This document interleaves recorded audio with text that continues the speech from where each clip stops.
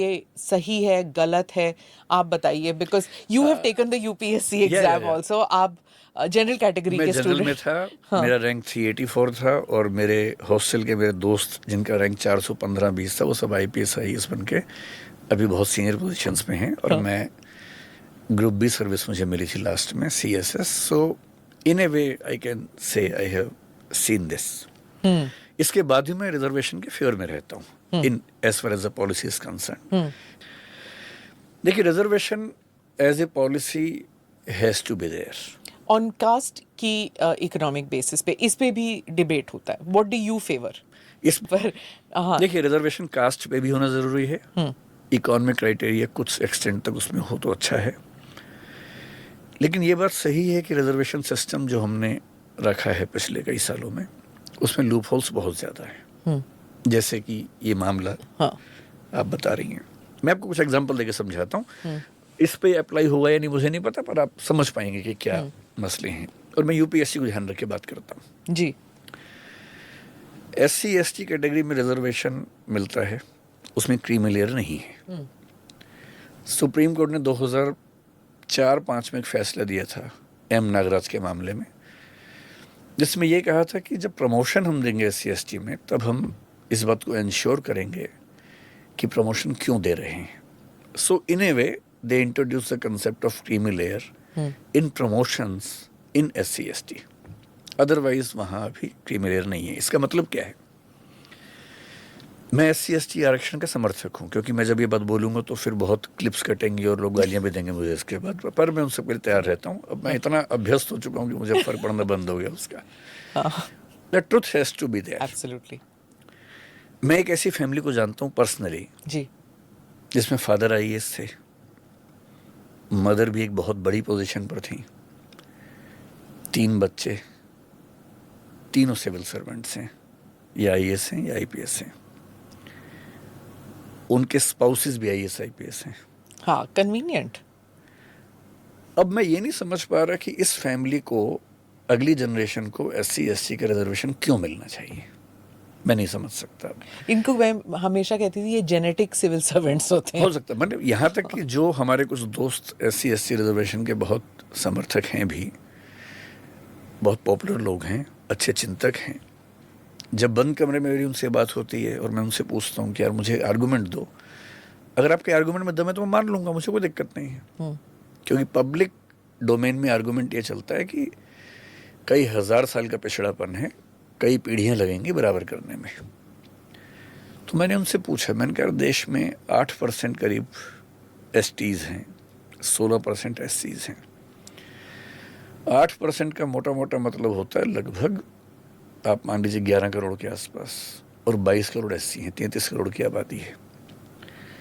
सरकारी नौकरियां साल भर में कितनी निकलती होंगी? मेरे ख्याल से सब भी, मतलब पूरे देश की सारी नौकरी मिलाएंगे तो भी शायद 2 करोड़ के आसपास होंगी, सब नौकरियां मिला के भी।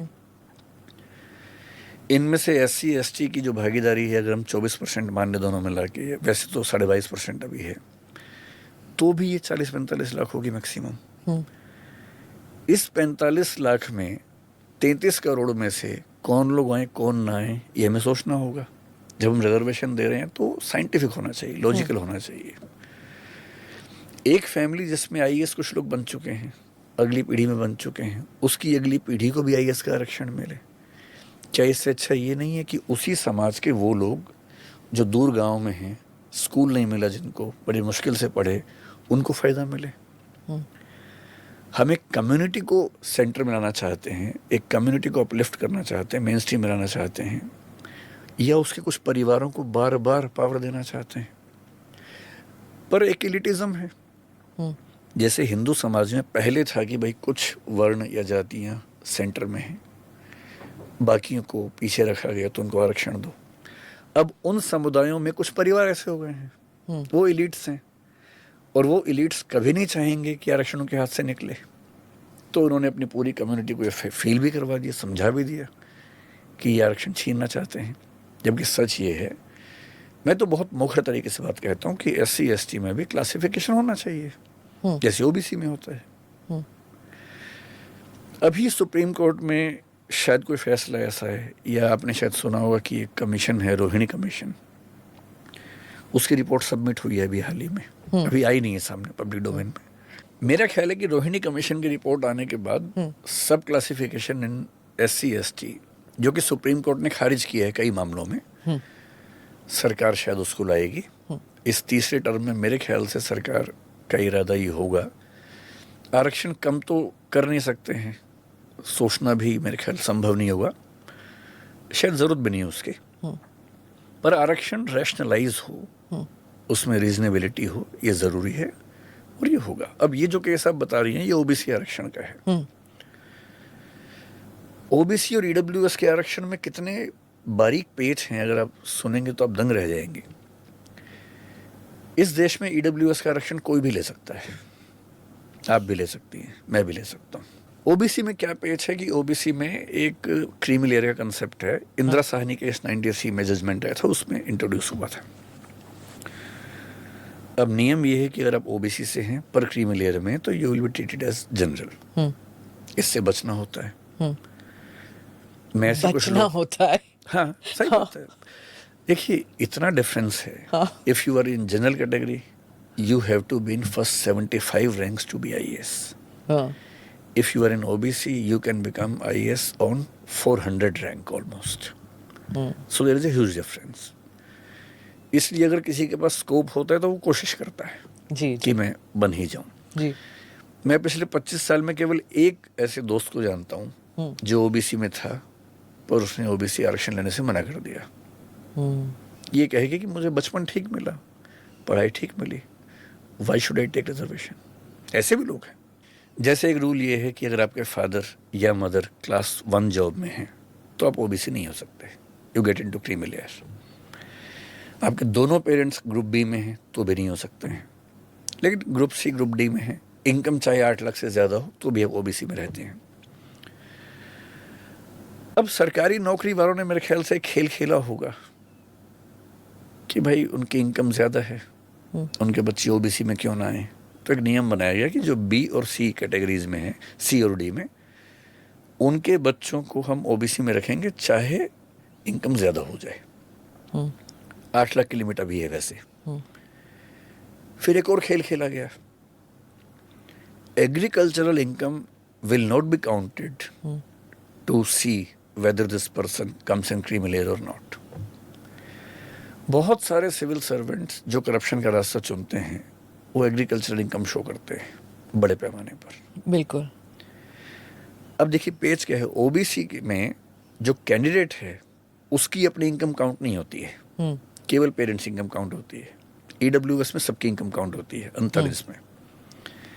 एक एग्जांपल लेते हैं, मान लीजिए कि मेरे फादर IAS ऑफिसर हैं और रिटायर होने वाले 2 साल बाद। मैं OBC में आता हूँ, लेकिन मुझे मिलेगा नहीं आरक्षण क्योंकि मेरे फादर क्लास 1 जॉब में है। उन्होंने खूब पैसा कमा लिया है, इतना पैसा उनके पास है कि मैं उस इनकम से अपना काम चला सकता हूँ जिंदगी भर। बहुत सारी बिल्डिंग्स खरीद ली हैं, उनका रेंट आता है कई लाख रुपए, मान लीजिए महीने का 50 लाख रेंट आता है, एग्रीकल्चर से नहीं, बिल्डिंग से। अब मुझे IAS बनना है और मुझे OBC का आरक्षण चाहिए। जब आप रेंट कहते हैं उसका मतलब है कि वो दिख रहा है, मतलब उस पे आप टैक्स भी दे रहे हैं, वो हाँ, सब एकदम विजिबल है। उतना ही मैं कह उसको रहा हूँ। आप फ्रॉड नहीं कर सकते। नहीं, जो ITR में है मैं उसी की बात कर रहा हूँ। हाँ, ओके, है ना? हाँ। होगा तो 10 टाइम ज्यादा। हाँ। जो ITR में मैं उसकी बात कर रहा हूँ। उसमें भी आप नहीं कर सकते, नहीं कर सकते, मैं उसी की बात कर रहा हूँ, है ना। अब मान लीजिए मुझे IAS बनना है और मैं अपने फादर से कहूँगी पापा IAS बनना है, जनरल से नहीं बन पाऊंगा, OBC से बनना है, तो आप सपोर्ट करो। बोलेंगे कैसे? मैं कहूँगा रिजाइन कर दो आप। रिजाइन कर दिया उन्होंने। 2 साल की सर्विस बची हुई थी, पैसा अकूत कमा चुके हैं, अब 2 साल की सर्विस है, रिजाइन कर दिया।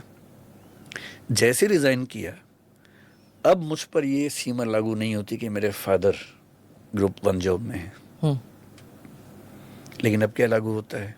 ITR कि मेरे फादर के पास पैसे बहुत ज्यादा हैं, क्योंकि वो नौकरी में नहीं है। अगर उनके पास 8 लाख से ऊपर की इनकम है तो मैं OBC में नहीं आ सकता। तो वो क्या कर सकते हैं, मेरे फादर और मेरी मदर अपनी सारी प्रॉपर्टीज मेरे नाम कर देंगे, गिफ्ट डीड कर देंगे। अब उन दोनों की इनकम रह गई 6 लाख रुपए साल की, मेरी होगी 60 लाख महीने की। पर OBC होने के लिए मेरी इनकम क्राइटेरिया नहीं है, सिर्फ Parental parents income, income, parents. सिर्फ पेरेंट्स की, फैमिली नहीं, सिर्फ पेरेंट्स, मेरी नहीं. So even if I am earning 50 lakh rupees per month, when I am appearing for UPSC exam, being in OBC, I am still eligible to be an OBC और candidate. Parents ये कर देंगे अपना income बेटे के नाम कर दें या बेटी के नाम कर I know. दें, रिजाइन भी कर दें, पेंशन भी गवा दें, ये सब कर पेंशन लेंगे? क्यों कमाएंगे? पेंशन तो मिलेगी उनको. नहीं 2 years. नहीं, वो डिपेंड करता है कितनी सर्विस अच्छा, ओके, कितनी सर्विस, पेंशन हाँ. मिलेगी. ओके. और जो इस रास्ते पर चलते हैं उनको पेंशन की चिंता नहीं होती है, वो अपनी पेंशन पहले बना चुके होते हैं बहुत सारे. उनको पेंशन से चिंता नहीं होती. ऑल्सो वो सोचते हैं कि मतलब बेटा अगर ये नौकरी ले रहा है, इट्स नॉट एज इफ वो 50,000 रुपए की तनख्वाह पे निर्भर होगा. वो तो है ही. और फिर दूसरी बात ये भी है ना कि करप्शन जेनेटिक भी हो गया ना जब वो उसमें. आईएएस बन गया हाँ. तो प्रॉपर्टी वापस गिफ्ट डीड कर देगा पापा को. इससे क्या फर्क पड़ता है? और इस पे देयर इज नो स्क्रूटिनी कि ये ऐसे किया कैसे फिर करेंगे उससे scrutiny? ट्रांसफर. और मैं और जितने गिफ्ट डीड एग्जांपल, आप बार बार चेंज कर सकते हाँ हैं. कर सकते हैं. Gift deed is as good as sale deed. Okay. कितनी बार भी कर लीजिए.